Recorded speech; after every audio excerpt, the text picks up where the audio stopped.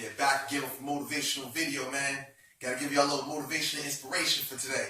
Well, I want to talk about ancestral altars. Well, ancestral altars, I definitely want to say it's a complex science because I made a video recently about ancestors, and basically my thing is this, is that when you're talking about an ancestor is basically a loi. See, today we got the game all fucked up because, we've been hearing people dishing out fuckery about this and that, about gotta wait for a year for someone to remove them from the waters, whatsoever. Listen, complete fuckery.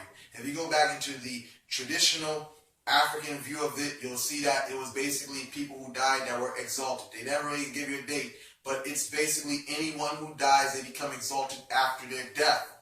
So basically anyone who dies, if they're exalted, they are a loi, So let's talk about this, ancestral altars. Ancestral altar has to be created by someone with great experience and knowledge.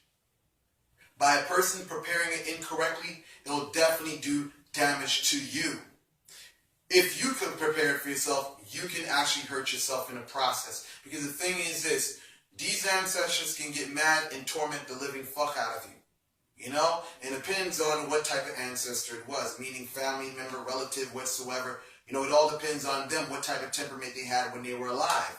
If this relative was very violent, was a drunkard, whatsoever, then you could pretty much say, and he used to beat people up when he was alive. Now, just imagine that, all that energy coming back to you. You know what I'm saying? And when you're talking about ancestral altars, you got to know the placement. Because not every ancestor, not every relative, I want to say ancestor, because ancestor in reality, when you think about ancestor, you're thinking about something from thousands of years ago. Let's talk about relatives right now. You know what I'm saying? Forget about this ancestral talk. Let's talk right now in the here and now. Here and now, basically you have relatives that recently died. Basically, if you exalt them, basically they're a loi.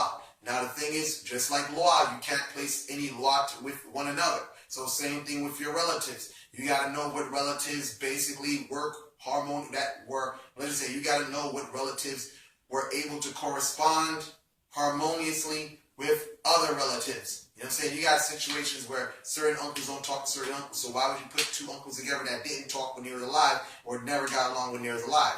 So basically you got to understand that type of knowledge. But again, it's different. It's more than just reasoning about it. Sometimes you got to have divine intervention that basically gives you guidance to what you're actually doing.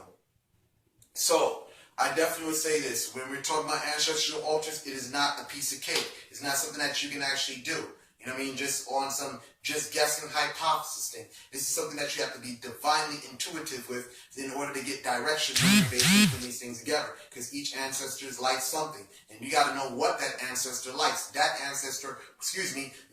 relative basically has to give you direction as into what it likes. By putting the wrong thing there, it can definitely get you fucked up. By making the wrong request, like I said to someone, your petition can become an abomination.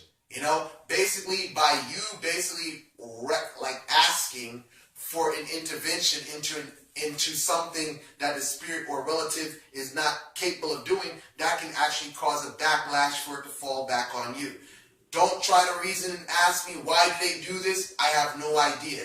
But basically by you asking it to do the wrong thing or petitioning it to do something wrong or, doing it incorrectly, it will come back to you. Now, if you ask it to harm someone and you do it the wrong way, the harm that you want to send back to the person, if they're not capable of doing it, will come back to you. So this is what I'm saying. This is a complex system and a complex thing to get involved with. And if you're not elevated and you're not authentically someone that has a lot of experience, I wouldn't recommend you get involved with that. So with that said, I conclude this video. I hope this video was very informative. Thank you guys for watching. Like and share.